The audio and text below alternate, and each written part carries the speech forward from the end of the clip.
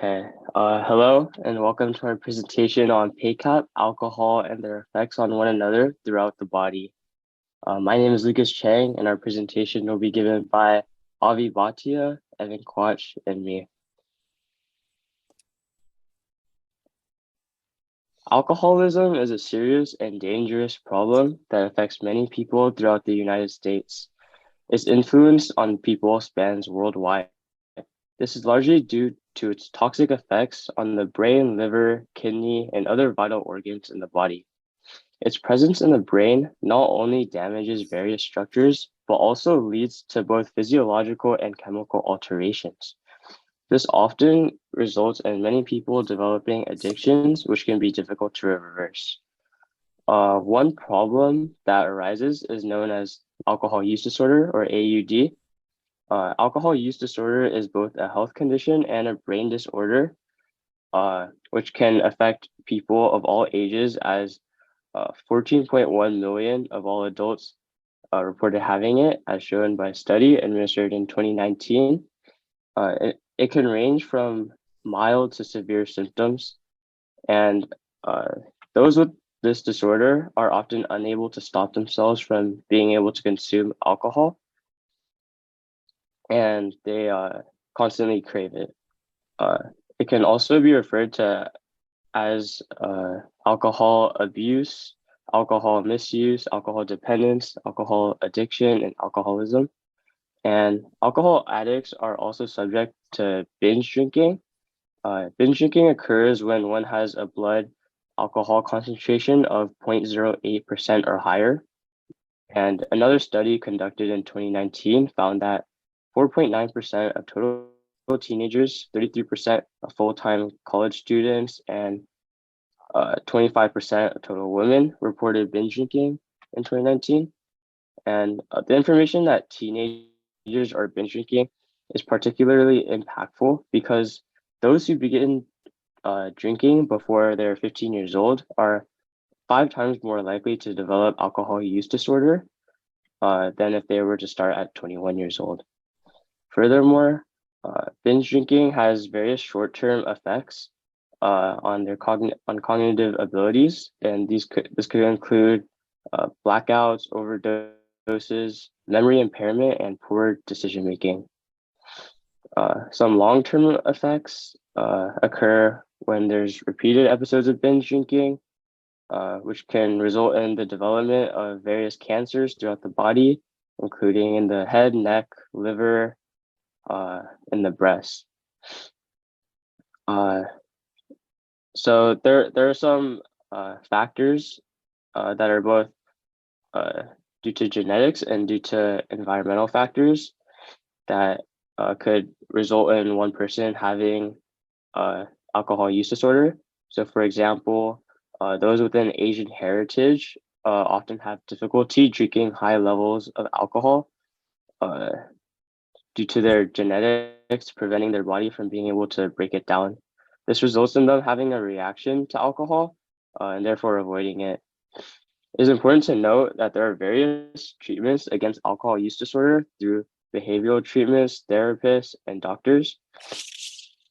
However, one promising treatment that we will be focusing on is through a polypeptide known as PACAP.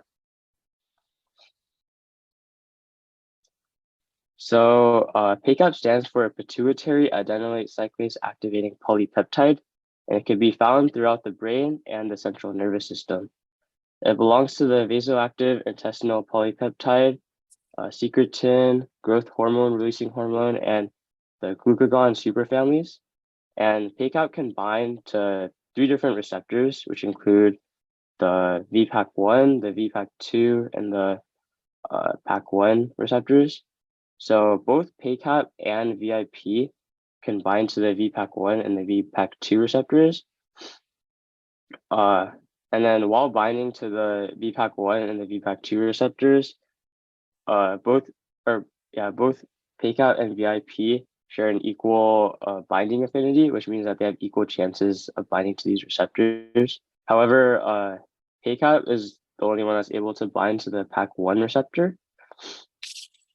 And then PACAP also exists in two different isoforms, which include the PACAP 27 and the PACAP 38. The only difference between the two is the extra 11 amino acids that PACAP 38 has over PACAP 27. So they both have the same starting 27 amino acids and are coded by the ADCYAP1 gene. And then PACAP plays an important role in the CAMP or cyclic monophosphate pathway in the brain. And this pathway results in many neuroprotective effects, which include preventing inflammation, apoptosis, and oxidative stress within the brain. And then additionally, many of the studies that are reviewed in this presentation will study the role PACAP plays in the bed nucleus stria terminalis, the nucleus accumbens, and other parts of the extended amygdala. So here's a figure depicting VIP, PACAP, and the receptors that they can bind to.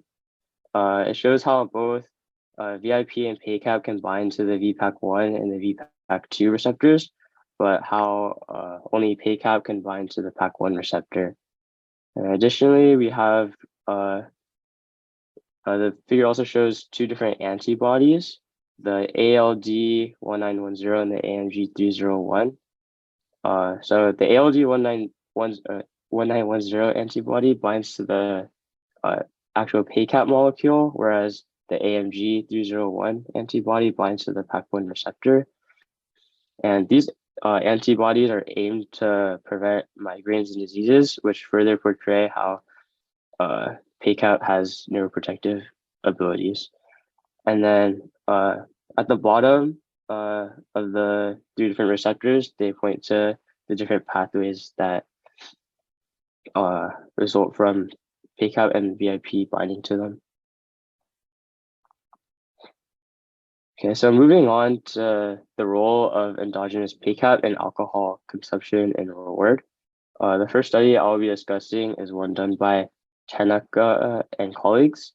So first of all, endogenous PACAP is PACAP that is synthesized within the bodies of the rats and is not injected or administered. And then in the study conducted by Tanaka and his colleagues, they used PACAP deficient mice and wild-type mice, which have PACAP, in order to investigate the role endogenous PACAP plays on alcohol consumption and reward. So they gave two tests in order to do this. The first test they did was the two-bottle choice test. So in this test, they allowed the mice to choose from bottles containing water and ethanol. And the result of this test showed that the PACAP deficient mice had a higher alcohol consumption than the wild-type mice. So as shown in graph B, as the ethanol percentage concentration increased, so did the ethanol concentration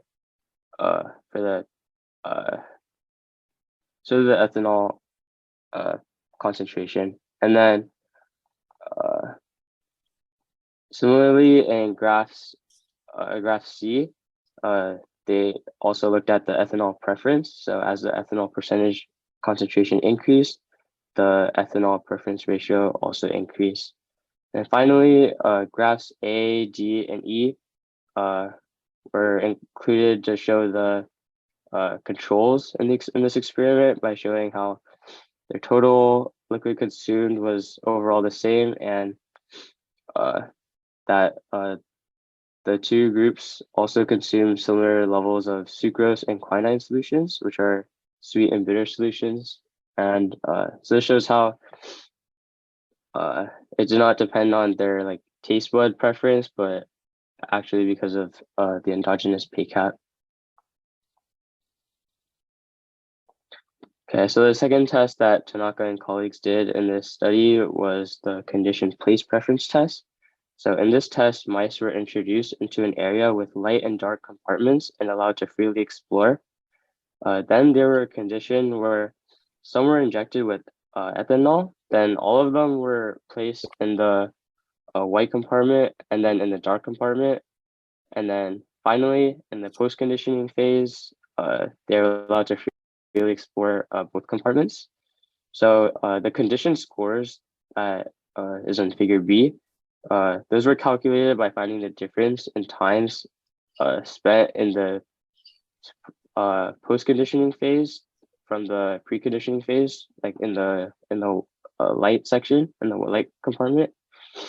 So in figure A, it shows that the PACAP deficient mice spent greater amounts of time in the white compartment than the wild type mice. And then this shows how the PACAP deficient mice have less anxiety and they're less cautious of their new environment. However, in the post-conditioning phase, both the PACAP deficient and the wild type mice demonstrated similar condition scores, which shows how ethanol affects both of the groups like an equal amount when it comes to anxiety levels.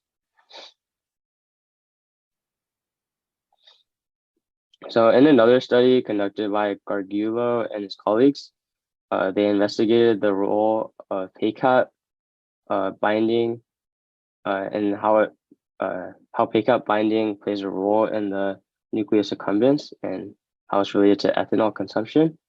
So they conducted various experiments using both male and female long Evans rats. In this study, they allowed the rats to self-administer ethanol before being injected with either PACAP 27, PACAP 38, or saline vehicle solutions within the nucleus accumbens shell. So some were also injected with the PACAP receptor antagonist PACAP 627 and PACAP 638.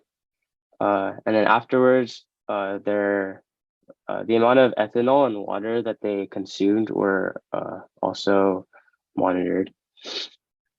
And then the results found that PACAP 27 in the nucleus accumbens shell is able to reduce ethanol binge drinking in the rats, while the PACAP 627 antagonist enhance ethanol drinking. So this is shown in the figure on the right as it compares the injections of PACAP 627 and PACAP 638. And it shows how PACAP 627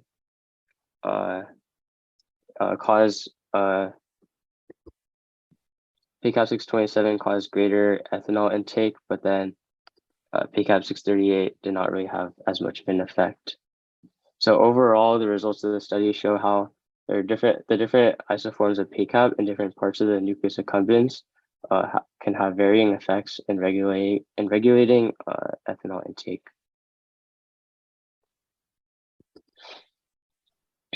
Okay, so in this study, Mining and colleagues decided to further Kabirullah and his group's findings by researching the role the PAC1 receptor plays in the nucleus accumbens shell and excessive alcohol drinking. So they allowed alcohol-preferring rats to self-administer alcohol for a short amount of time before injecting the rats with either shRNA and the other ones with an AAV control virus. So the shRNA is a short hairpin RNA, which is it knockdowns the PAC1 receptor. So the rats' consumption of sucrose, ethanol, and water were also measured, and then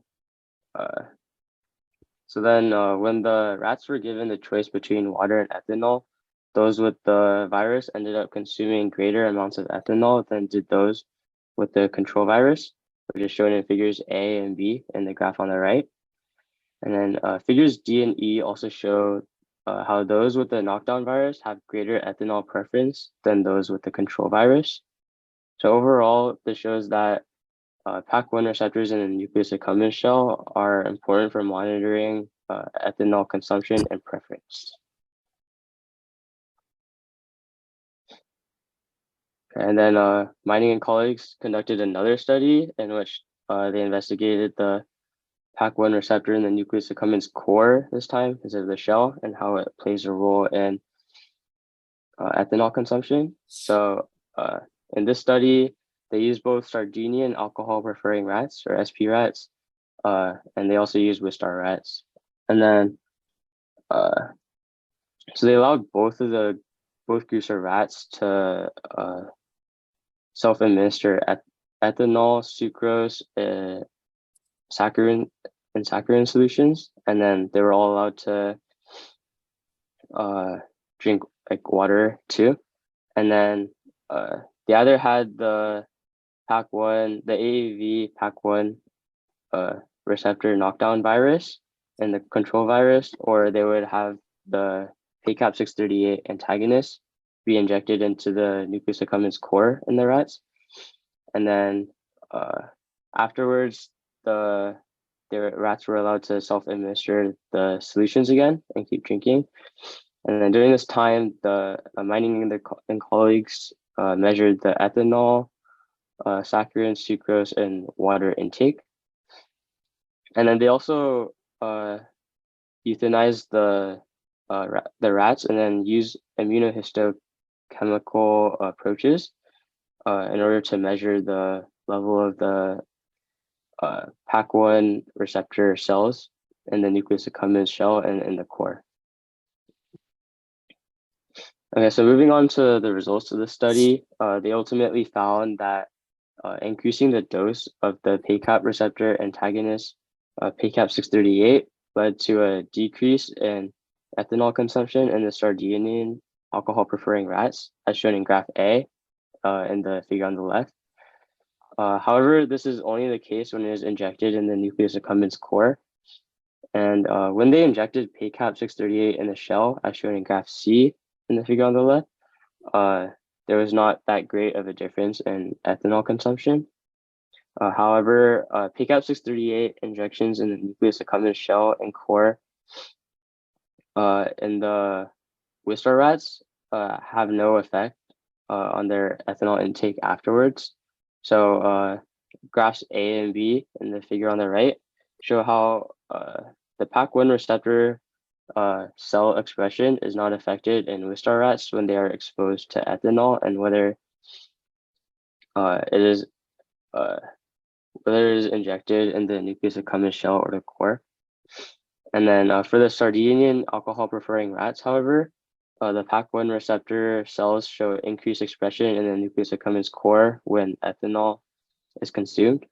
And this shows how PACAP 638 can be a novel solution for counteracting ethanol consumption when injected in the nucleus accumbens core in individuals who already show alcohol preference, similar to the Sardinian alcohol-preferring rats.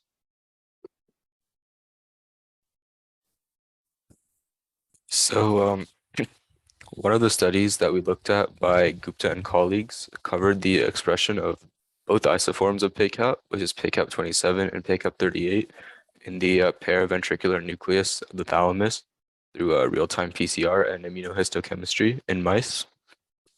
So they found that the mRNA levels of PACAP were much higher in the posterior PVT compared to the anterior PVT. And they also saw that more than half of the glutamate positive cells were also co-labeled with PACAP 27. And glutamate is the primary classical neurotransmitter in the PVT. And in mice self-administering alcohol, the expression of PACAP 27 also increased. So in this graph, or as you can see by the graph, the levels of PACAP 27 were much higher in the posterior PVT than anterior PVT.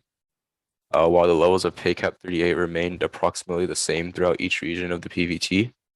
And in the colored pictures, PACAP 27 is expressed as red, PACAP 38 is green, and DAPI is blue. So there's a significant increase in PACAP 27 in the posterior PVT compared to anterior, while the levels of PACAP 38 and DAPI remain the same. So another study by Covenant and colleagues discussed if polymorphisms on circadian clock genes had any effect on alcohol intake.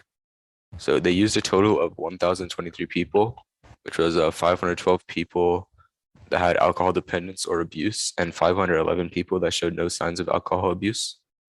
And the SNPs and genes that were studied were previously proven to have a relationship with substance abuse and mental health issues.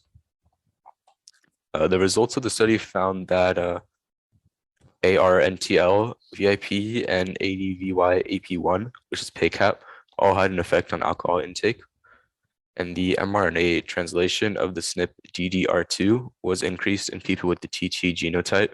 These people appeared to have lower alcohol sensitivity since they needed more drinks to feel the effects of alcohol. Another study carried out by Dragan and colleagues explored the relationship between PACAP and the PACAP and PAC1 system on alcohol abuse, specifically in women. So each woman was given a test, which was called the audit test, to see the range of their alcohol abuse. And 17 of the SNPs in the PAC1 genes were genotyped and examined. And there was a significant correlation in one polymorphism in the PAC1 gene, which was the RS2302475 polymorphism, which was related to problematic alcohol use in these women. And this result was supported by both single locus analysis and haplotype analysis. So this is a figure taken from the study by Dragan and colleagues, and these are some of the SNPs that they genotyped and examined. And it also contains the F and P values of the genotypes, which show the correlation between the SNP and the audit test results.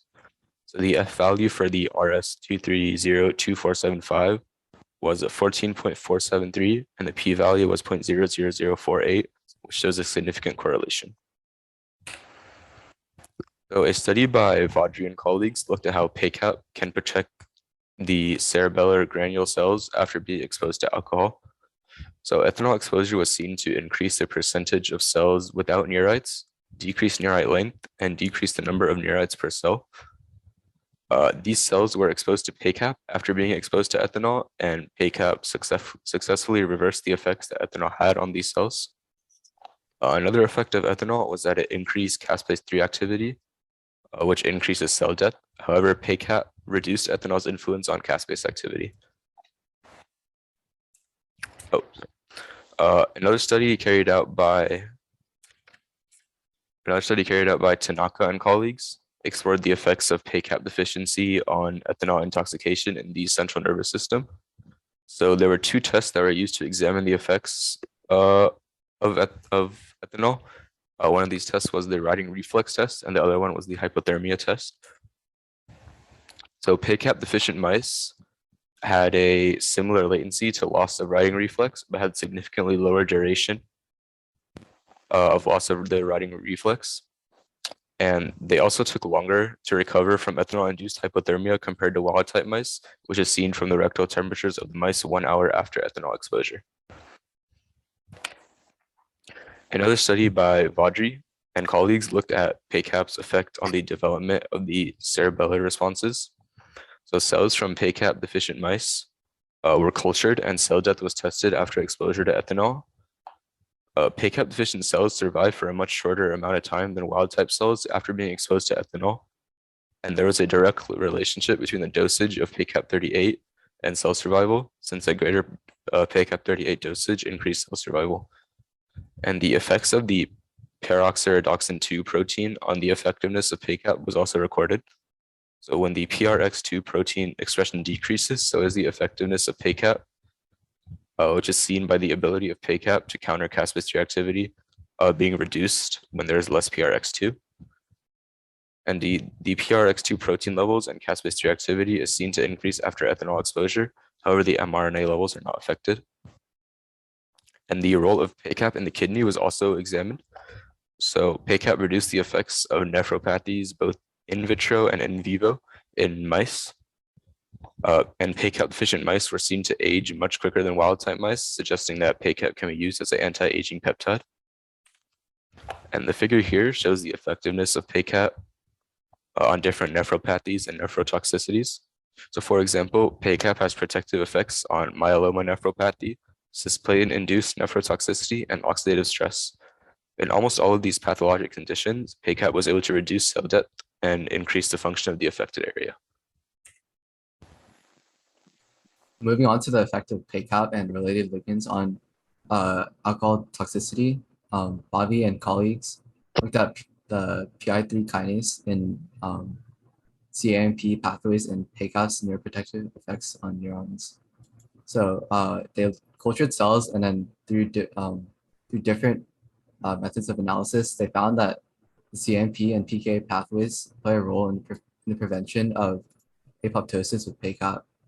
They also noticed that the phosphorylation of AKT and PI3 kinase and PKA strengthened PACAP's protective effects because their inhibitors induce more cell death.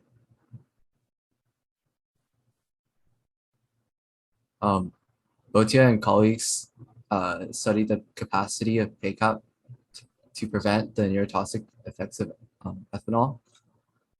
They used mice, and they injected them both with PACAP and ethanol to the mice. And after, Botia and colleagues used real-time PCR to analyze this cerebellar tissue, and then they found that the phosphorylated Krebs, the CAMP and PK pathways was involved in PACAP's effects. And then they found that PACAP also decreased caspase 3 activity, which results in decreased apoptosis.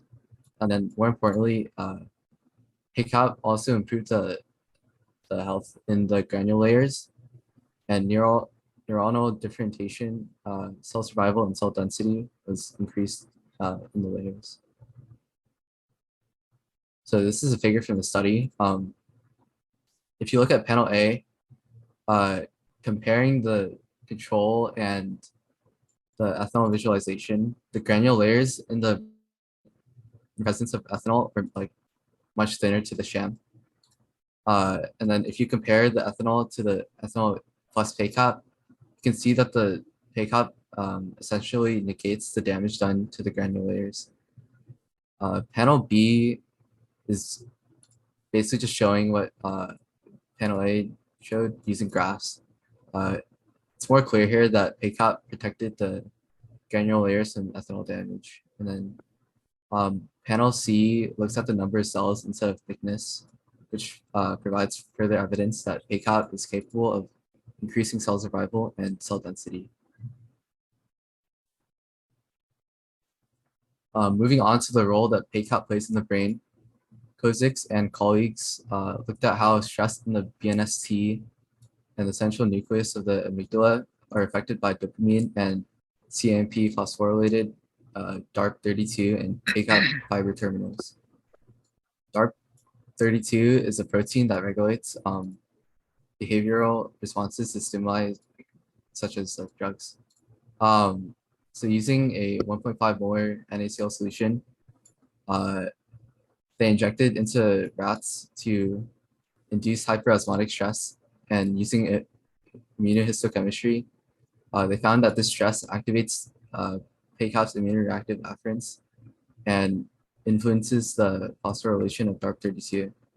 And that affects the induction of CFOS, which is a gene that's involved in cell differentiation and proliferation. It's also found that PACAP activates this CMP, which would lead to higher DARP32 activation. In this study, Lassalle and colleagues examined endogenous PACAP in knockout and wild-type mice. After ethanol was injected in both type of mice, they both had different responses. Wild-type mice experienced a decrease in FANCC and SRPK1 genes, which are involved in protein coding. And the knockout mice experienced much more, including a decrease in CHAFLA, EGR2, and FANCB mRNAs, which are all involved in DNA repair. And then they also had increased caspase 3 activity, which means more cell death. They had increased DNA damage and cell cycle alteration, and a decrease in the amount of developing neurons in young knockout mice.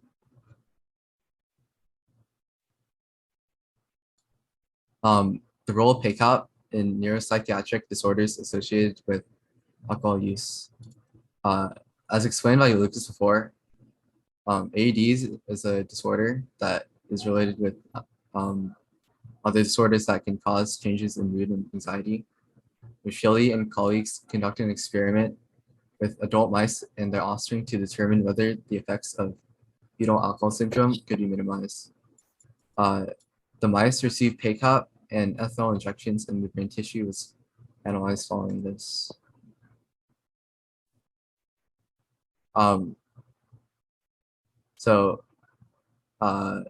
Shelley found that PACAP lowered the anxiety and stress within the mice. So in panel B, in panel A and B, they use a open and closed arm test, and they found that the mice with PACAP and ethanol spent more time in the open arms. And then panel C and D really exemplify how PACAP can lower stress and anxiety.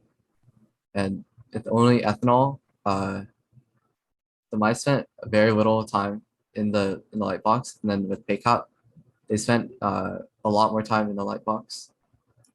And then finally, they did prenatal PACAP injections into the mice and found that it was able to stop anxiety and stress disorders from appearing later in their life. And then the brain analysis indicated decreased damage to mitochondria, DNA, and neurons. This graph is a big overview of PACAP's effects. Exogenous in vitro without PACAP, caspase activity increases and neurite outgrowth decreases. Mitochondrial activity decreases and potassium currents increase. And all in all, it leads to apoptosis. And then with PACAP, all these effects could be prevented. In vivo, pregnant mice consuming alcohol can lead to their rat pup having fetal alcohol syndrome. And then endogenous PACAP knockout mice consuming alcohol have increased cell death. And then they also have decreased cell proliferation and damaged DNA repair. Wild-type mice consuming alcohol, they have PACAP to defend the brain against the toxicity. And that concludes our presentation. Good job, everyone. Wonderful.